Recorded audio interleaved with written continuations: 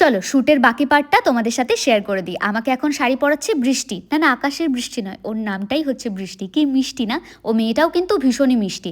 আর আজকে আমার যে মেকআপ আর্টিস্ট ছিল তার সাথে এই ভিডিওটা কোলাবে থাকবে, আর আমি ওর নামটা কিন্তু কমেন্ট বক্স আর ক্যাপশনে মেনশন করে দেবো। তাই তোমরা যদি নিজেদের স্পেশাল ডেতে বুক করতে চাও তাহলে তোমরা ইজিলি কন্ট্যাক্ট করে নিতে পারবে। এই হচ্ছে আজকে শুটের সেট আপ। আজকে প্রায় 60 থেকে 8 জনের শুট ছিল, আমি 3rd কি 4th নাম্বারে ছিলাম।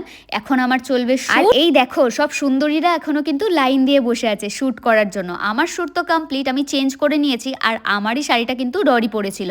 ওকে তো তোমরা কম বেশি সবাই চেনো, ভীষণ মিষ্টি একটা মেয়ে জানো তো। আর শ্যুটে গিয়ে এই প্রথমবার আমি আমার মতো কাউকে, যে সবার সাথে কথা বলতে পছন্দ করে, মানুষের সাথে মিশতে পছন্দ করে, আর সবার আগে মানুষকে আপন করে নিতে পারে। আচ্ছা চলো, অনেক তারিফ করেছি, এবার আমি ব্যারাকপুরের দিকে যাই, কারণ শুভ আমার জন্য ওয়েট করছে। ওর একটা ব্যারাকপুরে কাজ ছিল, তাই ও বললো অটো ধরে ব্যারাকপুর চলে আসতে। আমি ভাবলাম ওর জন্য একটা গোলাপ কিনে নিই। আর জানো তো, নিজের টাকা দিয়ে গোলাপ কিনে নিজের ভালোবাসার মানুষকে দিতে বেশ ভালো লাগে, তাই না?